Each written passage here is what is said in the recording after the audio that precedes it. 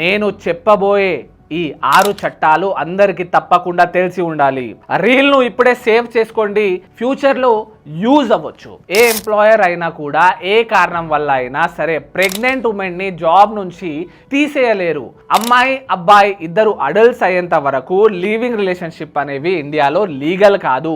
ఒకవేళ మీరు అడల్ట్ అయ్యి లీవింగ్ రిలేషన్షిప్ లో ఉన్నారు, అప్పుడు దాని ద్వారా పుట్టిన పిల్లలకు తమ పేరెంట్స్ ప్రాపర్టీ మీద రైట్ ఉంటుంది. మూడవది, డ్రంక్ అండ్ డ్రైవ్ లో ఒకవేళ బ్లడ్ లో 100 ml కి 30 mg ఆఫ్ ఆల్కహాల్ ఉంటే పోలీసులు వారెంట్ లేకుండా తనని అరెస్ట్ చేయగలరు. ఫోర్త్ వన్, సిఐ కానీ ఎస్ఐ కానీ ఒక క్రైమ్ కు సంబంధించిన ఎఫ్ఐఆర్ చేయను అని అనలేరు.